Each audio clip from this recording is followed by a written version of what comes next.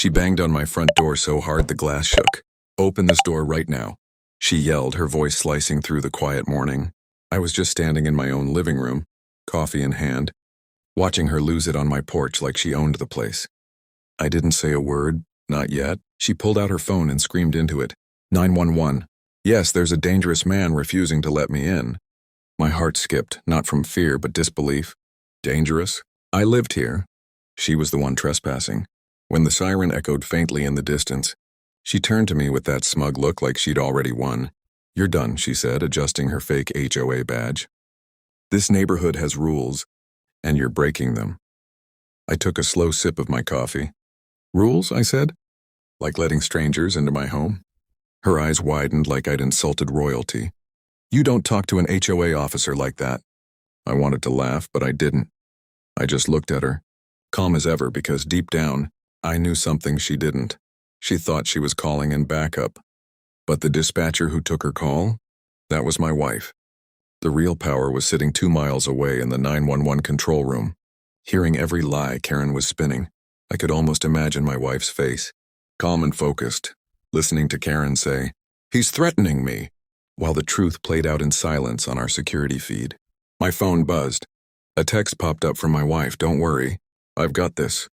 Karen was still pacing on the porch, practicing her victim act for the cops. I leaned against the doorway, watching her like a movie. "You sure you called the right number?" I asked. "Because the woman you just lied to is my wife." Her face froze. She blinked, confused, like the ground had just moved under her, and for the first time that morning she took a small step back.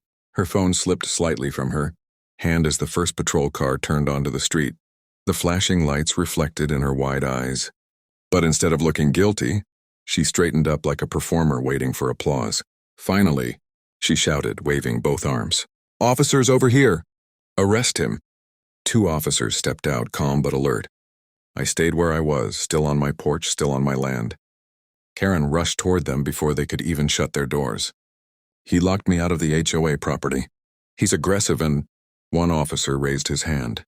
"Ma'am, slow down. You said he's trespassing on your property?" She nodded quickly. "Yes, this entire block is under HOA authority, and he doesn't belong here.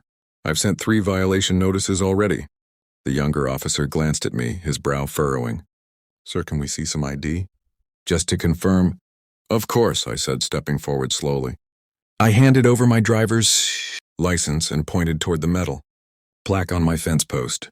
"You might want to read that too." The officer leaned closer.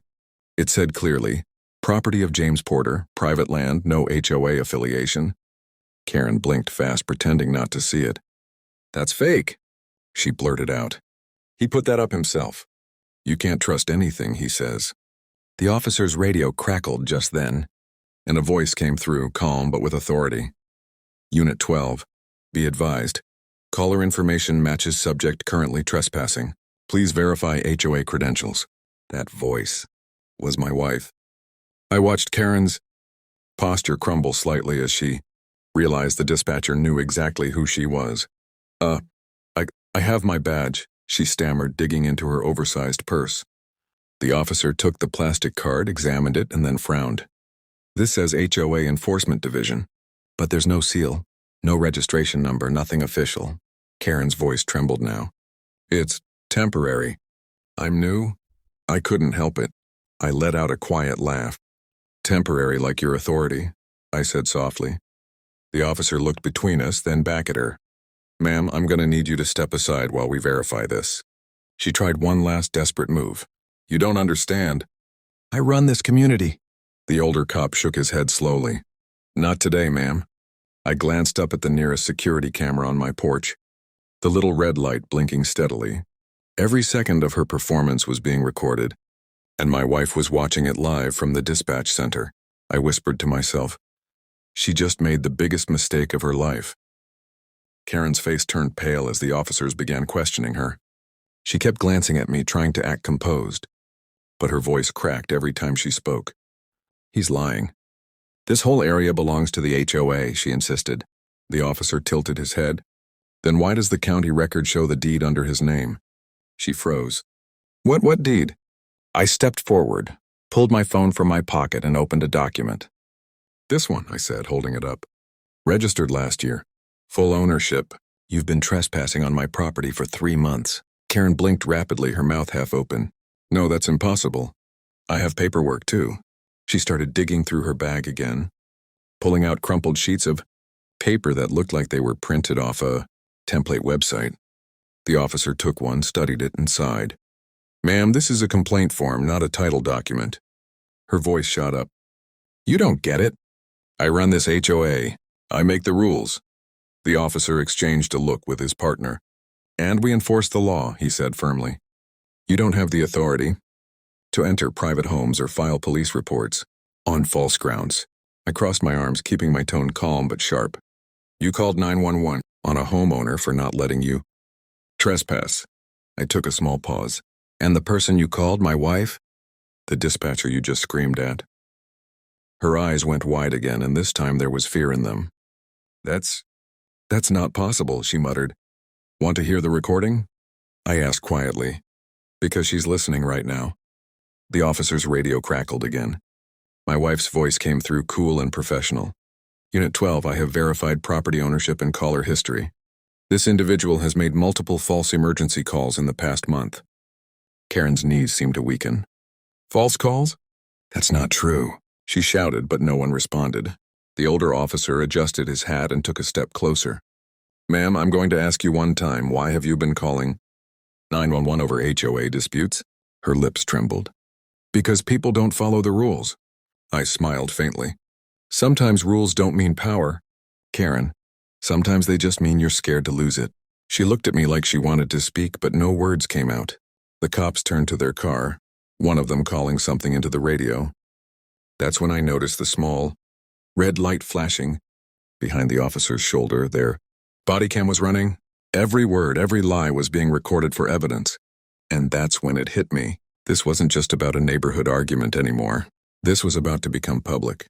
Karen's hands started shaking as the officers moved closer, their tone shifting from polite to official. Ma'am, please put your phone down, one of them said firmly. She hesitated, clutching it tight. You don't understand. He's dangerous. He's lying about everything. The younger cop stepped in. We've confirmed your previous 911 calls, ma'am. Each one was false. You accused 3 different neighbors of trespassing. One was delivering mail. Her mouth opened, but no sound came out. The officer continued. You're facing charges for misuse of emergency services and harassment. Karen's face twisted with disbelief. Harassment? I was just enforcing the rules. I couldn't help the smirk that slipped out. Rules don't give you the right to break into someone's home, Karen. She turned toward me, her eyes flashing. You think this is over? I'll sue you, Save it, I interrupted quietly. You've been live on camera since you stepped on my porch. I pointed up to the corner of the house, where another security camera blinked red. My wife's been recording the whole thing for the police report. Her body stiffened. The cops exchanged another glance, then one of them nodded. Dispatch just sent us the footage, he said, tapping his earpiece. Everything lines up. Karen took a step back, her confidence cracking completely. You can't do this to me. The older officer sighed. Ma'am, you did this to yourself. He pulled out a citation pad. You're being charged for filing a false police report and trespassing on private property. I stood there silently, watching as she tried to process what was happening. Her shoulders sagged. The arrogance was gone. All that was left was panic. Please, she whispered, can we just forget this happened? I looked at her for a moment, then said softly, I tried to forget. Karen, you didn't let me. The younger officer gently guided her toward the patrol car. She resisted for a second, glancing back at me like she still believed she could turn things around. But there was no fight left in her eyes now. Just the quiet shock of realizing her power meant nothing outside her fake tro badge. As the door closed behind her, I heard my wife's voice come through the officer's radio again. Calm as ever. Copy that. Unit 12, dispatch has recorded the call and forwarded it to legal. Good work. For the first time that morning, I smiled. She'd started the fire, but my wife finished it with one phone line. The police car rolled away slowly, the flashing lights fading down the street until they disappeared around the corner. The quiet that followed was heavy, the kind that comes after a storm finally breaks. I stood there on the porch, arms crossed, looking at the spot where Karen had stood screaming just minutes ago. My phone buzzed again. It was a text from my wife. "You okay?" I smiled and typed back, "Better than ever." "She's gone." A few seconds later, my phone rang. Her voice came through, calm but proud. "I told you to stay cool," she said. "I heard everything." She really thought she could lie her way through a 911 call. "Yeah," I said, glancing at the camera light still blinking red. "She called the cops on the wrong family." My wife laughed softly. "That's going in the Dispatcher Hall of Fame." I chuckled too, but then I looked around. The quiet neighborhood, the morning sun coming through the trees, and I felt something deeper than just relief. I'd spent weeks letting Karen's fake notices and threats slide, trying to keep peace. But this time, peace came from standing firm. When I walked down to grab the fallen papers from the lawn, one of her bogus HOA notices was still lying there.